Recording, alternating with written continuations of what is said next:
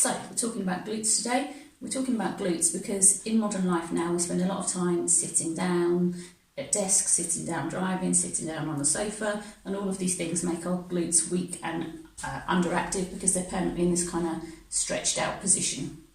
If you have weak or inactive glutes, you may well experience problems like lower back pain, hip pain and knee pain. All of these things can be helped by activating your glutes before you start your workouts to start to strengthen them more. So what I'm going to be showing you in the next couple of videos is my favourite glute activation exercises that I use with my personal training clients. The reason we use these is where your glutes have become inactive and, if you like, switched off.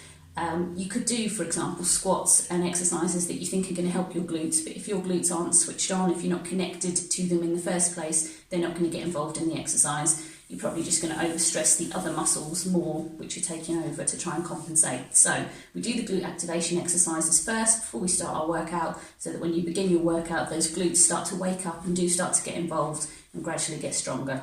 So these exercises are good to do before you do a workout in the gym, before you go for a run, before you do your workout at home, or if you come into class in that kind of 5 minutes before class starts where you're all standing about talking, you could do some of these. So comment below if you have any questions. Oh, and I should just say, in the exercises, the activation exercises, I'm going to be using one of these stretchy bands. They're really cheap to buy and are very useful, but if you don't have a stretchy band, you can do the exercises without. They'll still be effective, but you might just have to do a few more repetitions.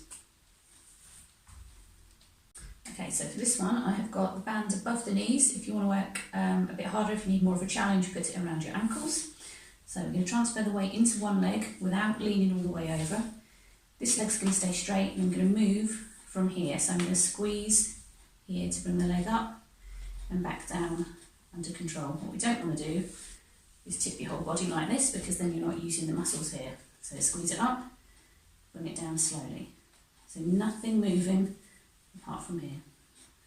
So we'll do 10 to 15 of these on either side, but if you don't have the band, you might want to do 20 to 25. So kickbacks, again, band around knees, or if you need more of a challenge, around your ankles.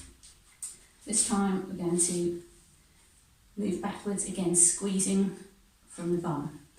Not tipping myself forwards, so not doing this. Stay nice and upright, squeeze from here. Doesn't have to be a big movement. Keep the leg straight, squeeze, lower down. And again, 10 to 15 on each side, or if you're without the band, maybe 20 to 25. What position?